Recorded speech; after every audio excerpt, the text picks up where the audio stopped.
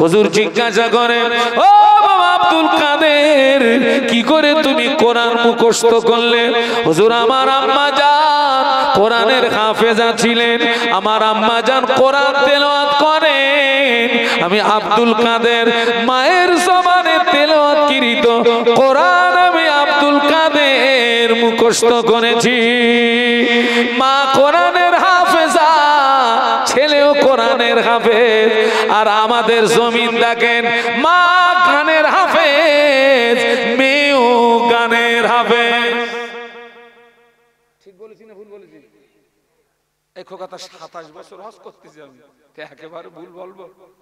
ওর মাও গান বলতেছে, মেয়েও। ও টুনির মা, তোমার টুনি কথা শোনে, ও যে কবে কথা শুনবে, ও ধরে আমার কাছে আনতে কিরকম, ও কিরকম কথা শোনেন আমার কাছে, ও টুনিরে আমার কাছে আনতে দেখে একটু কথা কিরম শোনেন আমি একটু দেখি।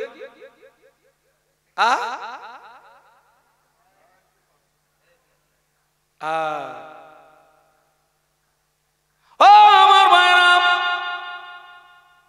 হুজুরের আম্মা জান বলে, বাবা আব্দুল কাদের হুজুরকে এবারে দ্বীনের ইলম অর্জন করার জন্য একটা কাফেলার সঙ্গে বাগদাদ শরীফে পাঠিয়ে দিচ্ছেন, দ্বীনের ইলম অর্জন করার জন্য। ও বাবা আব্দুল কাদের, যাও বাবা দ্বীনের ইলম অর্জন করে এসো। হুজুরকে বাগদাদের মাদ্রাসায় পাঠিয়ে দিচ্ছে, কাফেলার সঙ্গে পাঠিয়ে দিচ্ছেন। আম্মা জান 40টা সোনার মুদ্রানা নিয়ে ছেলের জামার বগলের নিচে সুন্দর করে সেলাই করে দিয়ে কাফেলার সঙ্গে বিদায় দিয়ে বললেন, ও বাবা আব্দুল কাদের, তোকে আল্লাহর হাওলা করলাম, যা বাবা দ্বীনের ইলম অর্জন করে আয়। তবে আমি তোর মা বিদায় বেলা একটা আদেশ করছি, বাবা জীবনে জানো মিথ্যা কথা বলবি না। সুবহানাল্লাহ বলুন। তোকে আল্লাহর হাওলা করলাম, তবে তোর মা হয়ে একটা আদেশ করছি, তোকে জীবনে জানো মিথ্যা হচ্ছে গুনার মা। মিথ্যা কি? গুনার মা। যেমন সূরা ফাতিহাকে বলা হয় উম্মুল কোরআন, কোরআনের জননী। সূরা ফাতিহাকে কি বলা হয়? কোরআনের জননী, উম্মুল কোরআন। বাবা শেষ বড় পীর সাহেবের জমানায় তো এরকম রাস্তাঘাট গাড়ি ঘোড়া তো এসব ব্যবস্থা তখন তো ছিল না। পায়ে হেঁটে কত পাহাড় পর্বত জঙ্গল, তার ভিতর দিয়ে রাস্তা। দস্যু ডাকাতের ভয় ছিল, ওই জন্য কেউ একা একা যেত না, একটা দল করে কাফেলা করে যেত। সেই বাগদাদের একটা কাফেলার সঙ্গে হুজুরকে ছেড়ে দেওয়া হলো। আম্মা হাওলা করে, যাও আল্লাহর হাওলা করে দিলাম বেটা, আমি তোর মা হয়ে তোকে আল্লাহর হাওলা করে দিলাম, তবে একটা আদেশ করছি বেটা, জীবনে যেন মিথ্যা কথা বলবি না। সেই কাফেলা প্রতিমধ্যে দস্যুদের কবলে পড়ে গেল। বড় বিশ্বাস হুজুরের সঙ্গী সাথী যারা ছিল তাদের টোটাল টাকা পয়সা সামান সব দস্যুরা ছিনিয়ে নিয়েছে। তাদের ভিতর থেকে একজন বড় বিশ্বাসকে ধরে, এই ছেলে, তোর কাছে কিছু আছে? হুজুর বলেছিলেন, ও আল্লাহর বান্দা, আমার কাছে 40টা সোনার মুদ্রা আছে। এটা সুবহানাল্লাহ বলতে পারলেন না? ডাকাতের দলেরা মনে করছে, মনে হয় ছেলেটা ঠাট্টা করতেছে, মনে হয় অতটা গুরুত্ব দেয়নি। দলের ভিতর থেকে আর একজনও জিজ্ঞাসা করছে, বেটা তোর কাছে কিছু আছে? একই কথা, আমার কাছে 40টা সোনার মুদ্রা আছে। হুজুর মিথ্যা বলছেন না সত্য বলছেন? কিন্তু ওই জায়গাটায় সত্য বলছে মানে শত্রুরা মনে করছে দুজনের যখন একই হচ্ছে, তখন দস্যুদের যে লিডার, বড় বিশ্বাস করে গেছে, বেটা তোর কাছে কিছু আছে? একই কথা বললেন, ও আল্লাহর বান্দা, আমার কাছে 40টা সোনার মুদ্রা আছে। কোথায়? হুজুর হাতটা উঁচু করলেন, এই দেখেন আমার বগলের নিচে দস্যুদের লিডার হাত দিয়ে দেখে সত্যি সত্যি বগলের নিচে 40টা সোনার মুদ্রা। দস্যুদের লিডার বলে, ও বাবা ছেলে, তুমি জানো আমরা দস্যু, তুমি জানো আমরা ডাকাত, তোমার সাথীদের মাল সম্পদ সব লুট করলাম, কেন তুমি গোপন করলে না? কেন তুমি ছুপালে না? কেন তুমি গোপন করলে না? পিরানে পীর দস্তগীর হযরত বড় পীর আব্দুল কাদের জিলানী রহমাতুল্লাহ আলাইহি বলেছিলেন, ও আল্লাহর বান্দা, আমি জানি আপনারা দস্যু, আমি দেখছি আপনারা লুট করছেন, কিন্তু আমি আমার আম্মা জানের আদেশ অমান্য করতে পারলাম না। আমার আম্মা জান আমাকে বিদায় দেওয়া কালে আম্মা আমাকে একটা আদেশ করেছিলেন, ও বাবা আব্দুল কাদের, জীবনে যেন মিথ্যা কথা বলবি না। কিন্তু আজ কঠিন মুসিবতের সময়ে আমি মায়ের আদেশ অমান্য করতে পারলাম না। বলুন সুবহানাল্লাহ। দস্যুদের লিডারের ব্রেন খুলে গেল। ও ছেলে, কঠিন বিপদের সময়, কঠিন মুসিবতের সময় তোর মায়ের আদেশ তুই অমান্য করতে পারলি না বেটা। আমি জীবনে আমার আল্লাহর কত হুকুম অমান্য করেছি, আমি জীবনে আল্লাহর কত হুকুম অমান্য করেছি, আর নয়। ও বেটা, তোর পবিত্র হাতটা আমার দিকে বাড়িয়ে দে, আমার নাপাক হাতটা ধরে একটু আমাকে তওবা পড়িয়ে দে। দস্যুদের লিডার শুধু তওবা করলো না, টোটাল দস্যুদের সব সহচররা এবং দস্যুদের লিডার হুজুরের হাতে তওবা করলো। দস্যুদের লিডার শুধু তওবা করলো না, দস্যুদের লিডার তওবা করে তিনিও আল্লাহর ওলি হয়ে গেলেন।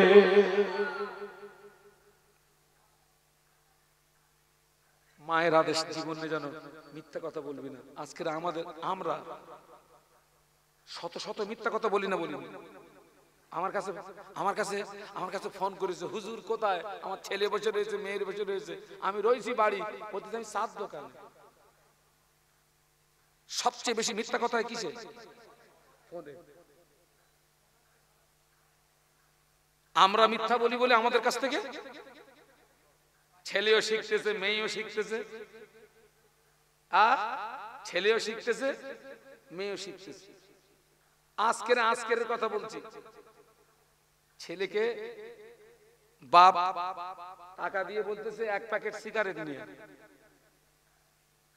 আমার সামনে, তাহলে ওই ছেলেটা 1 প্যাকেট সিগারেট ওর বাপের হাতে দিল।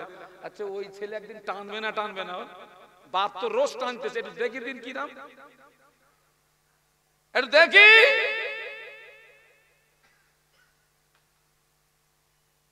হ্যাঁ, আর একটা জমিন দেখেন,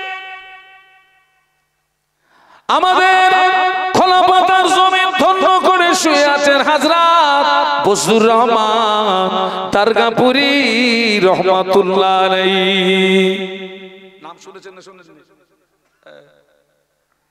আবার যিনি ছিলেন একজন জিহাদি আলেম, যিনি ছিলেন একজন, বলেন, জিহাদি আলেম, সৌদি আলেমদের সঙ্গে বাহাজ করে সেই বাহাজে জিতে রাজকীয় খানা খেয়ে বাড়ি এসেছিলেন। সুবহানাল্লাহ বলেন। এই কথাটা আমার শোনা, আল্লাহ পাক তার কবরকে এই মুহূর্তে জান্নাতের নূর দিয়ে গুলজার করে দেন। আপনাদের এলাকার মানুষ মরহুম মগফুর গোলাম মাওলা হুজুর, ঘোনা নিবাসী, হুজুরের জবান থেকে আমার শোনা, বজলুর রহমান দারগাপুরি হুজুর রহমাতুল্লাহ আলাইহি ওই আপনার সৌদিতে যে বাহাজ করেছিলেন, সেই বাহাজে গোলাম মাওলা হুজুরও ছিলেন। যখন হুজুরদেরকে ধরে নিয়ে গেল, গোলাম মাওলা হুজুর বলছে আমি তখন থরথর করে কাঁপছি। আর যখন যখন সেই বাহাজে হুজুর বজলুর রহমান দারগাপুরি হুজুর যখন জয়ী হলেন, রাজকীয় খানা যখন খাওয়াচ্ছেন, তখন গোলাম মাওলা হুজুর বলছে তখন আমি জানটা ফিরে পেয়েছি, নইলে এখানে ধরলি তো সব পুরো গুম করে দেয়। বজলুর রহমান দারগাপুরি রহমাতুল্লাহ আলাইহি হুজুরের বয়স তখন 7 বছর। কত? 7 7 6 0 60 না 1 2 3 4 5 6 7 আল্লাহ নবী বললেন মুরু আওলাদাকুম বিসসালাতি ইদা বালাগু সাবান ওয়াদিরিবুহুম ইদা বালাগু আশরান আও কামা ক্বালা আলাইহিস সালাম। আল্লাহ নবী বললেন তোমার ছেলে মেয়ের বয়স যখন হবে 7, তোমার ছেলে মেয়ের বয়স যখন হবে 7, ওদের নামাজের কথা বলো। ছেলে নামাজ পড়ো, মেয়ে নামাজ পড়ো, ছেলে নামাজ পড়ো, মেয়ে নামাজ পড়ো। 7 থেকে 10 পর্যন্ত মুখে মুখে বলো। 10 অতিক্রম হয়ে গেলে ছেলে যদি নামাজ না পড়ে, মেয়ে যদি নামাজ না পড়ে, আল্লাহ নবী বললেন অদিরিবুহুম, তুমি তাকে মারো। ছেলে মেয়ের বয়স যখন 7 হবে আল্লাহ রাসূল বলছে তুমি ওকে নামাজের কথা বলো। আবার ছেলেদের বাপ বলা যায় না? যায় না? যায় না? বাপ নামাজটা পড় বাপ। মেয়ের মা বলা যায় না? যায় না? মা নামাজটা পড় মা। 7 থেকে 10 পর্যন্ত রাসূলুল্লাহ মুখে মুখে বলতে বলেছেন। 10 অতিক্রম হয়ে গেলে ছেলে মেয়ে নামাজ না পড়লে রাসূল বলেছেন ওয়াদরিবহুম, আমরের সিগা, তুমি ওকে মারো মারো। হুজুরের বয়স তখন 7 বছর। হুজুর গ্রামের ছেলেদের সঙ্গে মাঠে খেলাধুলা করতে গিয়েছেন। গ্রামের ছেলেদের সঙ্গে মাঠে খেলাধুলা করতে গিয়েছেন। খেলাধুলা করে যখন বাড়ি এসছেন তখন সূর্যটা পশ্চিম দিকে অনেকটা ঢলে গেছে। বাবা কত বুঝতে পারছেন না? পারছেন না? সূর্য তখন পশ্চিম দিকে অনেকটা ঢলে গেছে। হুজুর বাড়িতে এসেই বলছেন আম্মা ভাত দেন। আমাদের ছেলে মেয়েদের এমনি খুঁজে পাওয়া যায় না, কিন্তু খাওয়ার সময় জমিদার হাজির না। হুজুর এসেই বলছে আম্মা ভাত দেন। আম্মা জান বলেছিলেন ও বাবা বসুর রহমান, জোহরের নামাজটা কি পড়ছো? জোহরের নামাজটা কি পড়ছো? না আম্মা, জোহরের নামাজ আমার পড়া হয় না। আম্মা জান বলেছিলেন ও বাবা বসুর রহমান, তুমি কি জানো না তোমার মা কোনো বেনামাজিকে ভাত দেয় না? একটু বলুন আল্লাহু আকবার। আমরা এতটুকু তম্বি ছেলে মেয়েকে করি, এতটুকু কথা কি জিজ্ঞাসা করি যে তুই নামাজ পড়েছিস? করি।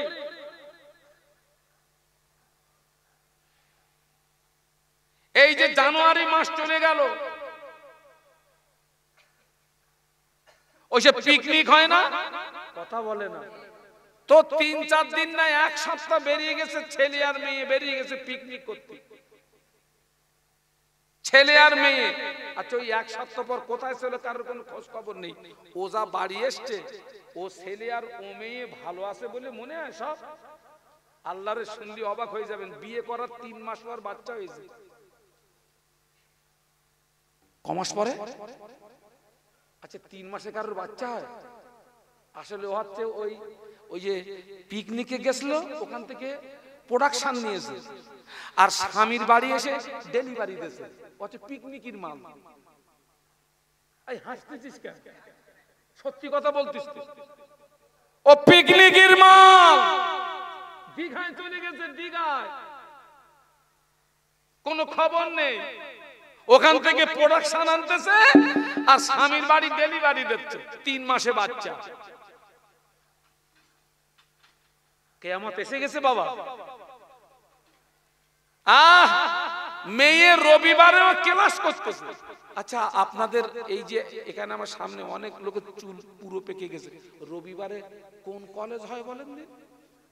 হ্যাঁ আচ্ছা ঠিক আছে, তুই যাচ্ছিস, যা রবিবারে ক্লাস কর, কিন্তু যখন পরীক্ষা হচ্ছে দেখা যাচ্ছে লেটার সহ ফেল। তুই রবিবারও বাদ দিলি নি, আবার দেখতেছি ফেল করতেছিস কি বাবা? হ্যাঁ বলতেছে হুজুর রবিবারে কোথায় ক্লাস হয়? মেয়েরা খোকা ওই খবরলে দেখে যা, ওই যে মেয়ে রবিবারে ক্লাস করতেছে ওর মাও রবিবারে ক্লাস করা পাঠিয়েছিল, ওর মাও রবিবারে ক্লাস করেছে, খবরলে দেখে যা। বসরুর রহমান দরগাপুরি রহমাতুল্লাহ আলাইহি আম্মা জান বলেছিলেন ও বাবা বসরুর রহমান, তুমি তুমি কি জানো না তোমার মা কোনো বেনামাজিকে ভাত দেয় না। হুজুর বললেন আমি মনে করলাম এই পর্যন্ত বলে আমাকে রেহাই দিয়ে দেবে, এই পর্যন্ত বলে আমাকে ছেড়ে দেবে, হলো না। হুজুর বললেন আমার আম্মা জান আমায় বললেন ও বাবা বসুর আমার দাঁড়িয়ে যাও। হুজুর বললেন আমি দাঁড়িয়ে গেলাম। আমার আম্মা জান কোথা থেকে দুটি ইট আনলেন, দুটি ইট এনে আমাকে বললেন ও বাবা বসুর আমার হাত দুটো সোজা করো। হুজুর বললেন আমি হাত দুটো সোজা করলাম।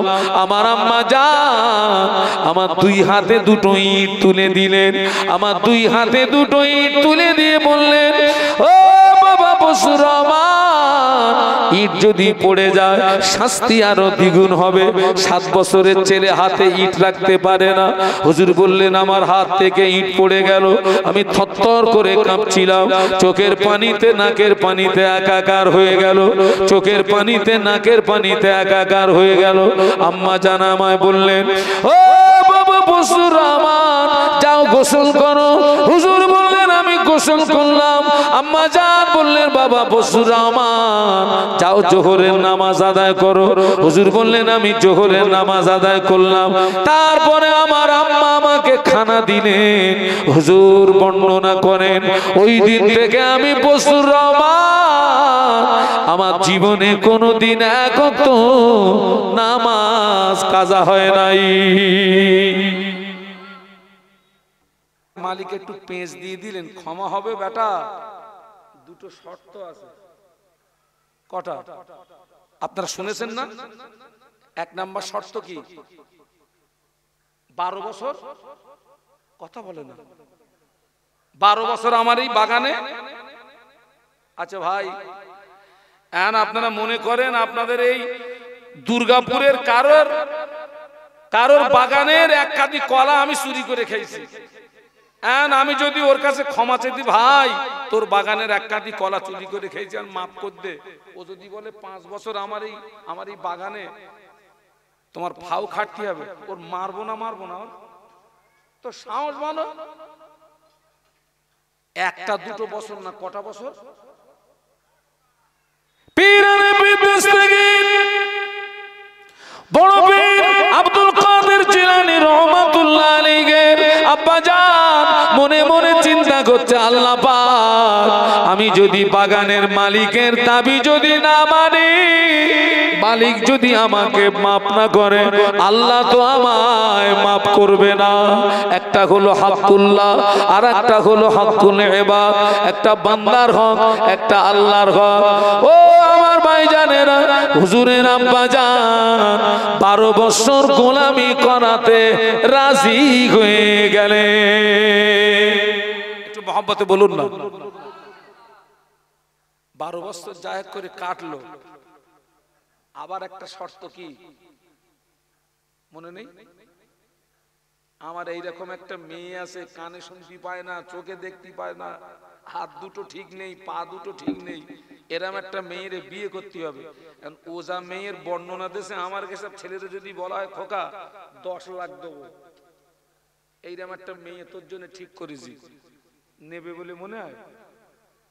হুজুরের আব্বা জান সেই মেয়েকে বিবাহ করাতে রাজি হয়ে গেলেন। তবে তো বড় পীর সাহেব তৈরি হয়েছে।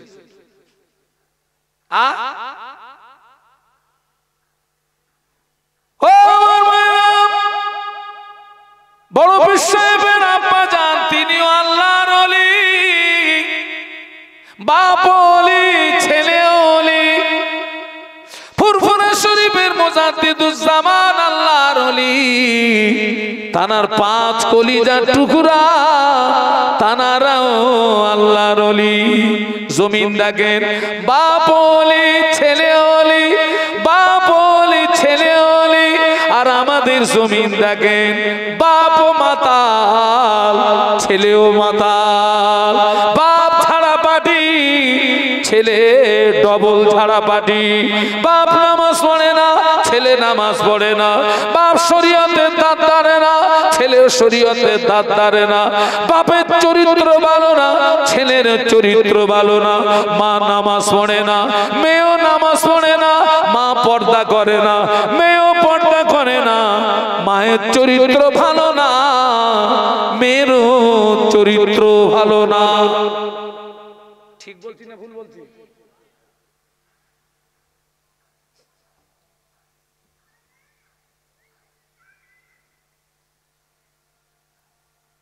আজান হচ্ছে না?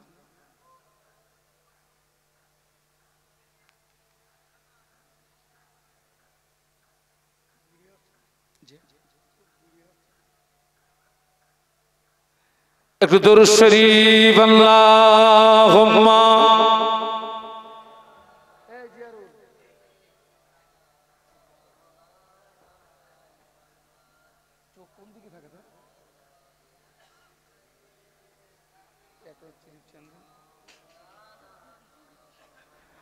একটু মহব্বতের সঙ্গে পড়েন আল্লাহুম্মা সাল্লি আলা।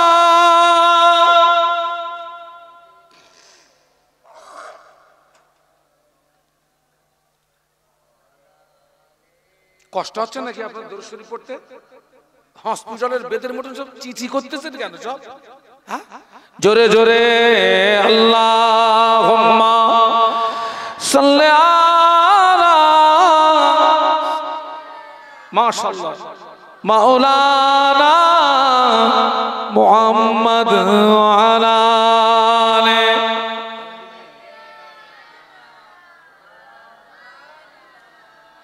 বলুন আল্লাহু আকবার। দেখেন বাপও যেমন, ছেলে দেখেন পীরানে পীর দস্তগীর বড় পীর আব্দুল কাদের জিলানী রহমাতুল্লাহ আলাইহি আম্মা জান একদিন ডেকে বললেন, ও বাবা আব্দুল কাদের, যাও বাবা মক্তবে যাও, আল্লাহর কোরআন শিখে এসো। একটু বলুন সুবহানাল্লাহ। যাও যাও যাও, আল্লাহর কোরআন শিখে এসো। হুজুরকে মাদ্রাসায় পাঠিয়ে দেওয়া হলো। শিক্ষক পাশে বসিয়ে বলে, ও বাবা আব্দুল কাদের, আমার সঙ্গে পড়ো আউযু বিল্লাহি মিনাশ শাইতানির রাজিম বিসমিল্লাহির রহমানির রহিম আলিফ বে তে সে জিম হে খে কিংবা আলিফ বা তা সা জিম হা খা কথিত আছে পীরানে পীর দস্তগীর হযরত বড় পীর আব্দুল কাদের জিলানী রহমাতুল্লাহ আলাইহি আউযু বিল্লাহ বিসমিল্লাহ থেকে শুরু করে 18 পারা কোরআন মুখস্থ পড়েছিলেন। আরো জোরে বলো। আপনি বলবেন 7 বছরের ছেলের হাতে ইট তুলে দিয়ে মা অত্যাচার করেছে, আমি কিছুক্ষণের জন্য আপনার মতটাকে মেনে নিলাম। দুটো ইট তুলে যদি অত্যাচার হয়ে থাকে, ওই 5 মিনিটের অত্যাচারে ওই ছেলেটার জন্য কোটি কোটি বছরের জাহান্নামের আগুনটা আরাম হয়ে গেছে। আমরা তো ছেলে মেয়েকে জাহান্নামের দিকে ঠেলে দিই, ওই দিকে যা, ওই দিকে যা। বাপ আপনি ভালো হন, মা আপনি ভালো হন, আল্লাহ চাইলে সন্তান আর একটা সুসন্তান যদি আপনি তৈরি করতে পারেন, আপনার নসিবটা বুলন্দ হয়ে গেল। এই ছেলেরা আমার দিকে তাকাও, আমি এখানে ওয়াজ করছি, এই সওয়াব পাবে আগে আমার আব্বা মা। কবরে শুয়ে শুয়ে আমার মা সওয়াব পাবে, আমার আব্বা সওয়াব পাবে। আমি কোরআন তেলাওয়াত করব, আগে আমার আব্বা মা সওয়াব পাবে। আমি তাসবিহ তেলাওয়াত করব, আগে আমার আব্বা মা সওয়াব পাবে। আমি জিকির করব, আগে আমার আব্বা মা সওয়াব পাবে। আমি দান করব, আগে আমার আব্বা মা সওয়াব পাবে। একটু সুবহানাল্লাহ বলবেন না? সৎ সন্তান।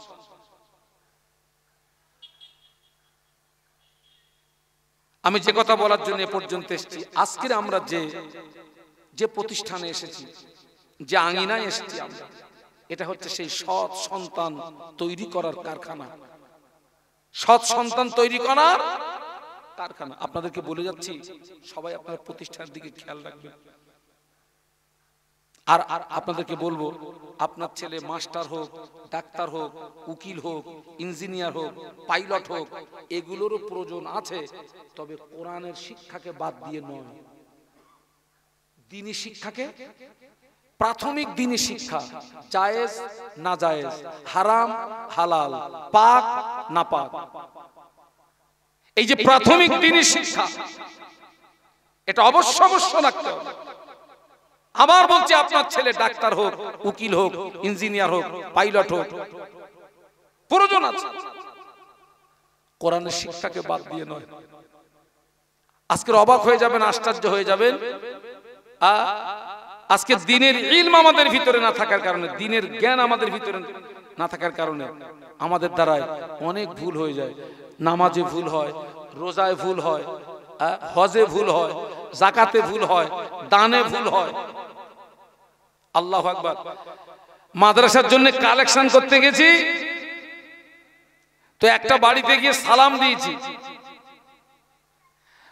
তো সালাম দিয়েছি, কোন সালামের উত্তর পাইনি। তো তারপরে আমি বলছি, ভাইজান কেউ বাড়ি আছেন?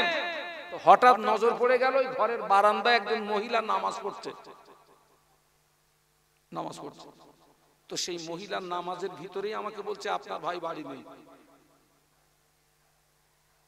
আগে নামাজের ভিতরে কথা বলা যাবে? ও নামাজ হবে রমজান শরীফের মাসে, ওই যে মানে জোহরের নামাজে সব একসঙ্গে জোহরের নামাজ পড়তেছি, হঠাৎ দেখতেছি নামাজি হালাতে একজন ওই জানলার ধারে ফেলে আবার এসে দাঁড়াচ্ছে। তার মানে ওর গালে থুতু এসে গেছে। এই থুতু যদি এসে যায়, ওটা রোজা অবস্থায় গেলা যাবে, অসুবিধা নেই, তবে থুতু জমিয়ে জমিয়ে জমিয়ে জমিয়ে গেলা যাবে না। এখন ওর গালে থুতু এসেছে, ও নামাজি অবস্থায় জানলায় থুতু ফেলে ওই অবস্থায় দাঁড়িয়ে গেছে। ও নামাজ হবে? নিশ্চয়ই ওর ভিতরে দ্বীনের ইলমটা নেই, দ্বীনের জ্ঞানটা নেই, ওই জন্য ওর দ্বারায় এই ভুল হলো। ওই মায়ের ভিতরে দ্বীনের ইলম নেই বলে, শরীয়তের জ্ঞান নেই বলে ও নামাজের ভিতর থেকে আওয়াজ দিচ্ছে, আপনার ভাই বাড়ি নেই। সেই জন্য রাসূল বলেছেন, তলাবুল ইলমি ফরিদাতুন আলা কুল্লি মুসলিমিন ওয়া মুসলিমা। প্রত্যেকটা নরনারীর জন্য দ্বীনের ইলম অর্জন করাটা ফরজ।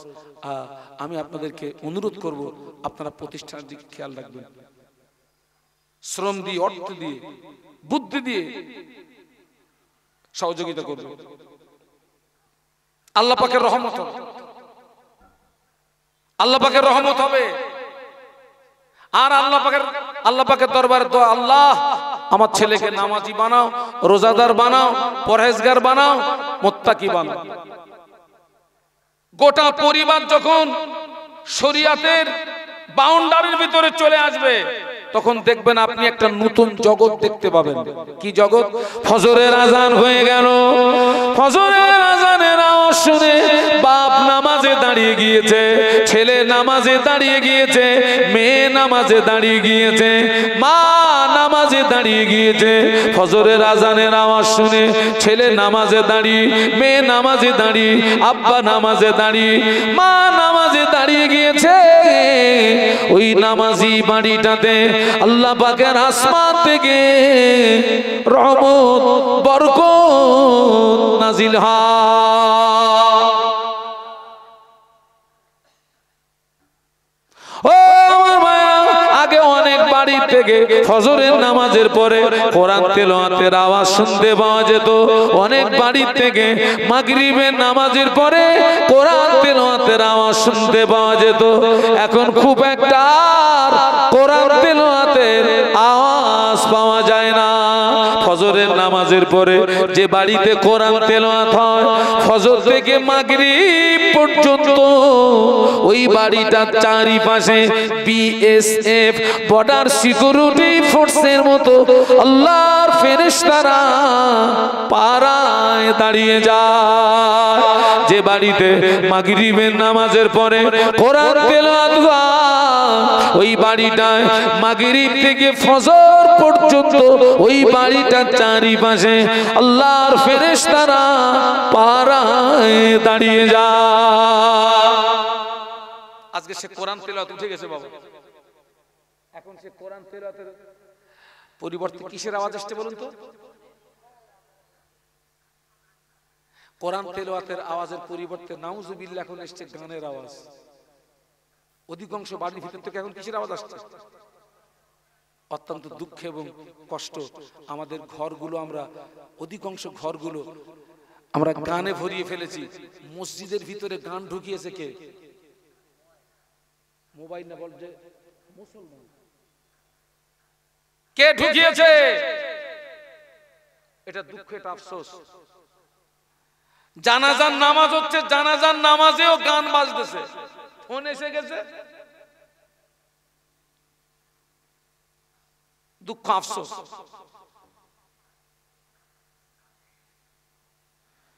সেজন্য আমি অনুরোধ করব আপনারা প্রতিষ্ঠান থেকে খেয়াল রাখবেন। আপনারা নিশ্চয়ই জানেন ইউপি উত্তরপ্রদেশ হাজার হাজার মাদ্রাসা, হাজার হাজার মাদ্রাসা ক্ষতিগ্রস্ত। আসামে হাজার হাজার মাদ্রাসা ব্যান করে দিয়েছে, ব্যান করে দিয়েছে। আমাদের ঈমানি জেদ হওয়া উচিত। ইউপিতে মাদ্রাসা বন্ধ হলো, আসামে মাদ্রাসা বন্ধ হলো, আর আমাদের ঈমানি দায়িত্ব আরো মাদ্রাসার জন্ম দিতে হবে। আজকের আপনারা এই দুর্গাপুর গ্রামবাসী আপনারা সৌভাগ্যবান, এখানে দিনরাত কোরআন তেলাওয়াত হয়। আর যেখানে দিনরাত কোরআন তেলাওয়াত হয় ওই জায়গাতে আল্লাহর আসমান থেকে রহমত বরকত নাজিল হয়। একটু বলুন সুবহানাল্লাহ। আপনারা সৌভাগ্যবান। আল্লাহ পাক আমাদের সকলকে খাতেমা বিল খায়র নসিব করেন, খাতেমা বিল খায়র নসিব করেন। বলুন আল্লাহুম্মা আমিন, বলুন আল্লাহুম্মা আমিন। আমি আপনাদের কাছ থেকে বিদায় নেব ভাই। আমি এখন এখান থেকে যাব হাড়োয়া ঝুজোর গাছা, যে অনেকটা রাস্তা বিদায় নেব। আপনাদেরকে আমি একটা দাওয়াত দিচ্ছি, আগামী কাল এবং পরশু আখারপুর আল আমিন মাদ্রাসা ও এতিমখানার বাৎসরিক ইসালে সব মাহফিল। আগামী কাল এবং পরশু আপনার শনিবারে আমাদের শেষ দিন, শেষ দিনে বাদ মাগরিব জিকিরের মজলিস পরিচালনা করবেন আলহাজ হযরত মাওলানা ইয়াকুব আলী সাহেব, ডিরেক্টর ভবানীপুর মাদ্রাসা। এবং দ্বিতীয় দিনে আমাদের প্রধান অতিথি হিসাবে থাকবে ফুরফুরা শরীফের মুজাদ্দিদুজ জামানের আওলাদ পীরজাদা আলহাজ হযরত মাওলানা সানাউল্লাহ সিদ্দিকী ভাইজান হুজুর। তিনি থাকবেন। মাওলানা জোনায়েদ হোসেন সাহেব সুলতানপুর থাকবেন, মাওলানা আমানুল্লাহ সাহেব ক্যানিং থাকবেন। আমি সকলকে দাওয়াত দিচ্ছি, পারলে কালকেরও যেতে পারেন, পারলে পরশুদিনও যেতে পারেন। আপনাদেরকে দাওয়াত দিচ্ছি, আমার জন্য দোয়া করবেন। আমি যতটা বলেছি আল্লাহ পাক যেন তার চেয়ে আমাকে বেশি আমল করার তৌফিক দেন। বলুন আল্লাহুম্মা আমিন। আল্লাহ পাক যেন তার চেয়ে বেশি আমাকে আমল করার তৌফিক দেন। বলুন আমিন। আমি এক্ষুনি বিদায় নেব, তো আমি আপনাদেরকে সুসন্তান তৈরি করার কিছু ফর্মুলা আপনাদেরকে বলেছি। আমি আপনাদের কাছে কয়েক মিনিটের জন্য একটু হাত পাচ্ছি, আমি একটু নিচে যাচ্ছি, আপনারা একটু আসবেন, একটু হাতে হাত দিয়ে মুসাফা করে একটু কিছু পয়সা দেবেন মাদ্রাসার জন্য। আমার ভাই এসছে, সকলের তাকবীর দান তো, নারায়ে তাকবীর। একটু জোরে বলেন নারায়ে তাকবীর, আরো জোরে বলেন নারায়ে তাকবীর। আলহাজ হযরত মাওলানা সাইফুল্লাহ সাহেব বলুন জিন্দাবাদ, জোরে বলুন জিন্দাবাদ। আমার দাদা পীরের হক সিলসিলা বলুন জিন্দাবাদ, নারায়ে তাকবীর। আমি নিচে এসেছি, আপনারা একটু আসেন, আল্লাহর রাস্তে আসেন। প্রতিষ্ঠানে এসছেন মানে আপনাদের টাকা দিতে হবে, প্রতিষ্ঠানে এসছেন মানে টাকা দিতে হবে। আল্লাহর রাস্তে দেন, আল্লাহর রাস্তে একটু আসুন, যার যেমন সমর্থ। আলহামদুলিল্লাহ আছেন, একটু আসেন, একটু আসেন, আল্লাহর রাস্তে একটু আসেন। মায়ের সবরেসানি, দাদু দাদির সবরেসানি, নানু নানির সবরেসানি। আর 10টা টাকা হলেও দেন, প্রতিষ্ঠানের 10টা টাকা অনেক মূল্য। 10 টাকার নোট দাও, 9 টাকা তুলে নাও। ভাই আমাকে বলে দিলেন, আসেন আল্লাহর রাস্তে আসেন, তাড়াতাড়ি আসেন, আল্লাহর রাস্তে আসেন। যারা ওখানে দাঁড়িয়ে আছেন আপনারা আসুন, আমি বিদায় নেব, ভাই উঠবেন। আমি আপনারা কেউ চলে যাবেন না, কেউ চলে যাবেন না, সবাই আসেন, আসেন, আসেন, কেউ চলে যাবে। সকলে উঠে দাঁড়ান তো, সকলে উঠে দাঁড়ান, একটু সালাম পড়ি, উঠে দাঁড়ান, সালাম পড়েন। ইয়া নবী সালাম জান্নাতবাসী করে, আল্লাহ জান্নাতবাসী করে, আল্লাহ জান্নাত